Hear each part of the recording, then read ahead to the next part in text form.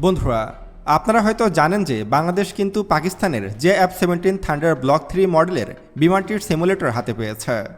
সেই সাথে JF-17 থান্ডারের প্রযুক্তিও পেয়েছে। বর্তমানে জোরে সোরে প্রশিক্ষণ নিচ্ছে বাংলাদেশ বিমান বাহিনী। পাকিস্তানি যুদ্ধবিমানটির প্রতি ইউনিটের দাম মাত্র 25 থেকে 35 মিলিয়ন ডলার। অন্যদিকে ভারতের রাফেলের দাম প্রতি ইউনিট 80 থেকে 100 মিলিয়ন ডলার। অর্থাৎ ভারতের রাফেলের 3 ভাগের 1 ভাগ দাম এই একটি JF-17 থান্ডারের। অর্থাৎ ভারতের একটি রাফেল দিয়েই বাংলাদেশের 3টি JF-17 থান্ডার মডেলের যুদ্ধবিমান কেনা যাবে। তারপরও কিন্তু এই কম দামি যুদ্ধবিমান দিয়েই ভারতের রাফেলকে ধ্বংস করেছিল পাকিস্তান। ইরান যেমন মাত্র $20,000 শাহেদ 136 বা কামিকাজি ড্রোন দিয়ে আমেরিকার বিলিয়ন বিলিয়ন ডলারের অস্ত্র ধ্বংস করেছিল, ঠিক তেমনি পাকিস্তানি এই JF-17 থান্ডার হল যুদ্ধবিমানের শাহেদ ড্রোন। অর্থাৎ দামে কম হলেও এই যুদ্ধবিমানটি কিন্তু ব্যাপক শক্তিশালী একটি যুদ্ধবিমান। আর এই কারণেই দামে কম হলেও ভারত এই যুদ্ধবিমানটিকে জমের মতোই ভয় পায়। ভারত কেন এই যুদ্ধবিমানটিকে এত বেশি ভয় পায় এবং এই রকম কয়েকটি JF-17 থান্ডার দিয়ে ভারতের কি ধ্বংস করা সম্ভব এবং JF-17 থান্ডারের সমস্ত কিছু সম্পর্কে বিস্তারিত আলোচনা করা হবে সায়েন্স বিডির আজকের ভিডিওটিতে।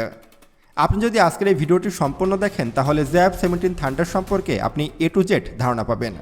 তাই ভিডিওটি মনোযোগ সহকারে একদম শেষ পর্যন্ত দেখতে থাকুন। তো চলুন শুরু করা যাক। বন্ধুরা, বাংলাদেশ বিমান বাহিনী 1971 সালে গঠন হলেও বর্তমানে সবথেকে খারাপ অবস্থায় রয়েছে বিমান বাহিনীটি। আমাদের বর্তমানে নেই কোনো শক্তিশালী ফাইটার জেট, নেই কোনো অ্যাটাক হেলিকপ্টার বা নেই কোনো শক্তিশালী এয়ার টু এয়ার মিসাইল। এমনকি বাংলাদেশ এয়ারফোর্সের আকাশ প্রতিরক্ষা ব্যবস্থাও অনেক দুর্বল। গত 16 বছরে শেখ হাসিনা কোনো কিছুই করেনি। এরপর ডক্টর ইউনূস বাংলাদেশের ক্ষমতায় বসেন এবং তিনি পাকিস্তানের সাথে যুদ্ধবিমান ক্রয়ের ডিল স্বাক্ষর করেন। যদিও কিন্তু তার সময়েও বাংলাদেশ কোনো রকম ফাইটার জেটের ডেলিভারি পায়নি। এরপর বাংলাদেশের ক্ষমতায় বসেন তারেক রহমান। এরপর পাকিস্তানের সঙ্গে বৈঠকে বসেন বাংলাদেশের পররাষ্ট্রমন্ত্রী সালাউদ্দিন আহমেদ এবং পাকিস্তানের পররাষ্ট্রমন্ত্রী সৈয়দ মহসিন রাজা রানভি। এ সময় দুজনের মধ্যে একটি গোয়েন্দা চুক্তিও স্বাক্ষরিত হয় এবং গোপনে যুদ্ধবিমান ক্রয়ের বিষয়টি আলোচিত হয়। এরপর বাংলাদেশ বিমান বাহিনীকে শক্তিশালী করতে বাংলাদেশ সফরে আসেন পাকিস্তান বিমান বাহিনী। এ সময়ই বাংলাদেশ পায় পাকিস্তানের JF-17 থান্ডার ব্লক 3 এর অত্যাধুনিক সিমুলেটর।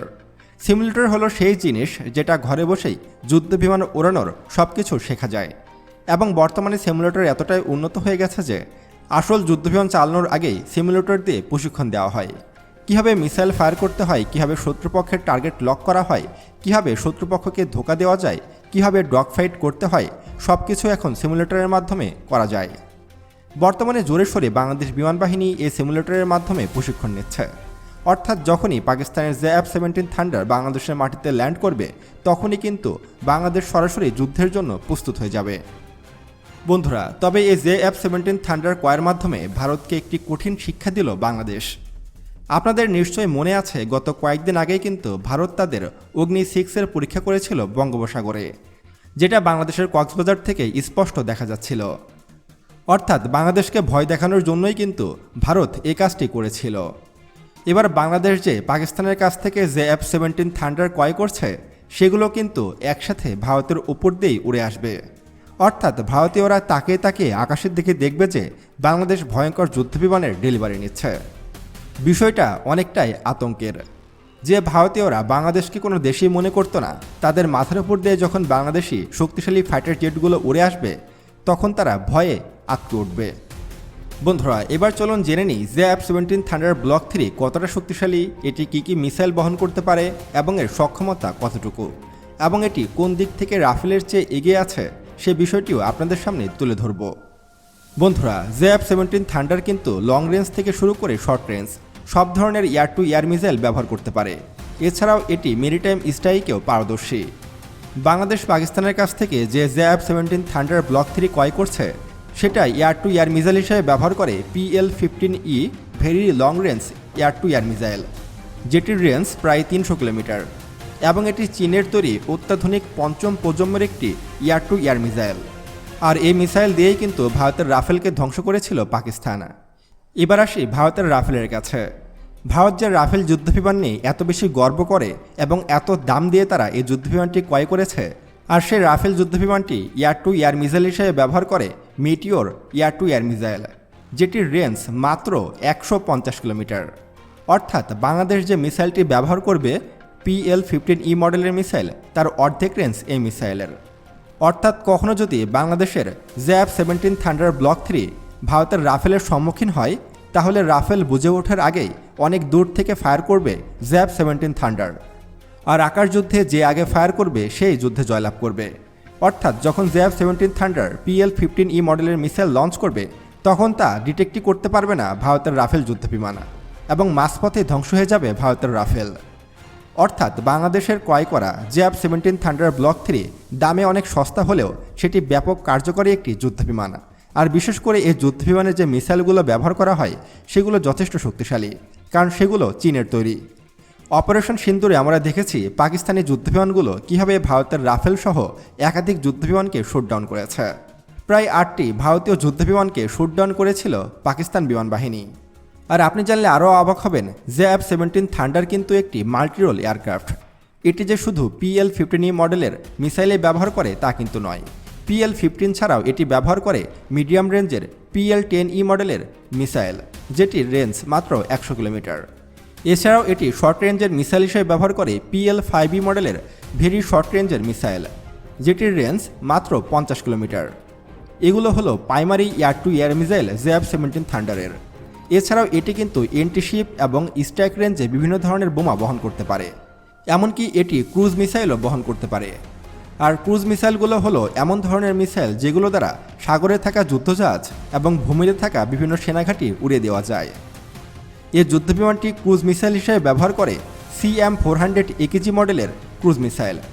এটি একটি সুপারসনিক ক্রুজ মিসাইল, যেটি দ্বারা সাগরে থাকা বিভিন্ন যুদ্ধজাহাজ এবং ভূমিতে থাকা সেনাঘাঁটিও উড়িয়ে দেওয়া যায়, এবং এটির রেঞ্জ প্রায় 200 কিলোমিটার। এবং ভেরি লং রেঞ্জ হিসাবে এই যুদ্ধবিমানটি ব্যবহার করে রাত 2 মডেলের এয়ারলান্স ক্রুজ মিসাইল, যেটির রেঞ্জ প্রায় 350 কিলোমিটার। অর্থাৎ এটি 350 কিলোমিটার দূরে থেকে শত্রুপক্ষের যে কোনো কিছু উড়িয়ে দিতে পারে। আর এই সক্ষমতা কিন্তু ভারতের রাফেলের নেই। ভারতের রাফেল যুদ্ধবিমান অনেক দামি এবং খুবই শক্তিশালী একটি ফাইটার জেট হলেও মিসাইল রেঞ্জে তা ZF-17 থান্ডারের চেয়ে অনেক গুণ পিছিয়ে আছে। আর এই একটি কারণেই কিন্তু ভারতের রাফেল শুটডাউন হয়। অপারেশন সিন্দুরে ভারতের রাফেল একটিও শত্রুপক্ষের যুদ্ধবিমানকে ধ্বংস করতে পারেনি। তাই আমরা যদি ভারতের রাফেলের সাথে ভালো মতো পর্যালোচনা করি, তাহলে দেখা যাচ্ছে যে সব দিক থেকেই কিন্তু পাকিস্তানের তৈরি ZF-17 থান্ডার ব্লক 3 এগিয়ে আছে। এবং এই যুদ্ধবিমানটির ভিতরে যত রকম পার্টসপাতি ব্যবহার করা হয় সব কিছুই কিন্তু পাকিস্তান ও চীন যৌথভাবে তৈরি করে। এবং এই যুদ্ধবিমানটির প্রোডাকশন লাইসেন্স কিন্তু পুরোপুরি পাকিস্তানের হাতে রয়েছে। আর পাকিস্তানের প্রধান শত্রু হলো ভারত।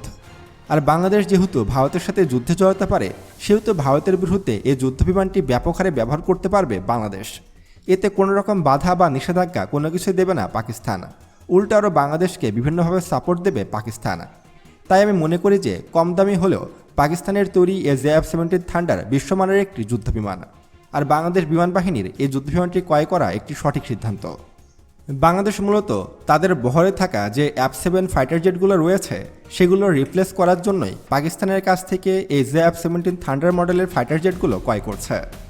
মোট 36টি এই ধরনের ফাইটার জেট ক্রয় করবে বাংলাদেশ। প্রথম ধাপে 18টির মতো বাংলাদেশে ঢুকবে ZF-17 থান্ডার। 18টি ডেলিভারি পাওয়ার পরে আগামী 2-1 বছরের মধ্যেই বাকি আরও 18টি যুক্ত হবে বাংলাদেশের বহরে। মোট 36টি ZF-17 থান্ডার থাকবে বাংলাদেশের বহরে। চলুন এবার জেনে নিই এই 36টি ZF-17 থান্ডার ভারতের কী করতে সক্ষম। বন্ধুরা, এই ZF-17 থান্ডার খুবই কম দামি একটি ফাইটার জেট, এবং এটি কম দামি হলেও ব্যাপক শক্তিশালী একটি ফাইটার জেট। এরকম 36টি যুদ্ধবিমান থাকা মানে বাংলাদেশের আকাশ সুরক্ষা 100% নিশ্চিত করতে পারবে বাংলাদেশ বিমান বাহিনী। আর আপনাদেরকে একটি তথ্য দিতে আমি ভুলে গেছি, সেটি হলো এই ZF-17 থান্ডার কিন্তু মাঝ আকাশেই ফুয়েল নিতে পারে। অর্থাৎ যখন অপারেশন বা যুদ্ধ শুরু হবে তখন কিন্তু এগুলোকে বারবার ভূমিতে নামানোর প্রয়োজন নেই। বাংলাদেশ যদি KC-130 মডেলের অয়েল ট্যাঙ্কার ক্রয় করে তাহলে মাঝ আকাশে বারবার রিফুয়েলিং করতে পারবে এই যুদ্ধবিমানগুলোকে। ফলে এগুলোর রেঞ্জ আরও দ্বিগুণ হয়ে যাবে। আর তখন এরকম 36টি ফাইটার জেট দিয়ে বাংলাদেশ পুরো ভারতবর্ষকে উড়িয়ে দিতে পারবে। আর 36টি এই ধরনের যুদ্ধবিমান কিন্তু মোটেও কম কোনো যুদ্ধবিমান নয়। ভারতের হাতে কিন্তু মোট 36টি রাফেল রয়েছে, যেগুলো পাকিস্তান ও চীনকে মোকাবেলা করতে শেষ হয়ে যায়। নতুন করে বাংলাদেশ বর্ডারে এই ধরনের যুদ্ধবিমান মোতায়েন করতে পারবে না ভারত। আর বাংলাদেশ যদি আরও বেশি শক্তিশালী হয়ে ওঠে তখন ভারতের পক্ষে এই অঞ্চলের নিরাপত্তা রক্ষা করা কঠিন হয়ে যাবে। বন্ধুরা, বাংলাদেশ যে শুধু পাকিস্তানের কাছ থেকে JF-17 থান্ডার ব্লক 3 ক্রয় করছে তা কিন্তু নয়।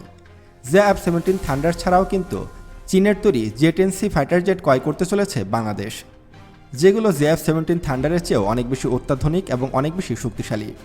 মোট 16টির মতো J-10C ক্রয় করবে বাংলাদেশ। ইতোমধ্যে কিন্তু চীনের সাথে চুক্তি সম্পূর্ণ হয়ে গেছে। আর শুধু যে চীনের কাছ থেকে J-10C ফাইটার জেটটি ক্রয় করবে বাংলাদেশ তা কিন্তু নয়, এছাড়াও ইউরোপের তৈরি ইউরোফাইটার টাইফুনও ক্রয় করবে বাংলাদেশ। মোট 10টির মতো ইউরোফাইটার টাইফুন ক্রয় করবে বাংলাদেশ। এগুলো মূলত এক ধরনের বোমারু যুদ্ধবিমান, যেগুলো বিপুল পরিমাণে বোমা বহন করতে পারে। আর এরকম 10টি ইউরোফাইটার টাইফুন বাংলাদেশের বহরে যুক্ত হয়ে গেলে বাংলাদেশ হবে দক্ষিণ এশিয়ার অন্যতম শক্তিশালী বিমান বাহিনীর অধিকারী। তো বন্ধুরা, পাকিস্তানের এই JF-17 থান্ডার ব্লক 3-র যে ডেলিভারি পাচ্ছে বাংলাদেশ, এ বিষয়ে আপনার মতামত কী তা অবশ্যই আমাদেরকে কমেন্ট করে জানাবেন। এবং আরও এমন ভিডিও পেতে এখনই আমাদের ইউটিউব চ্যানেল সায়েন্স বিটিকে সাবস্ক্রাইব করুন এবং পাশে আসা বেল বাটনে ক্লিক করুন। তো দেখা হচ্ছে পরবর্তী ভিডিওতে। ততক্ষণ পর্যন্ত সুস্থ থাকবেন, ভালো থাকবেন। আল্লাহ হাফেজ।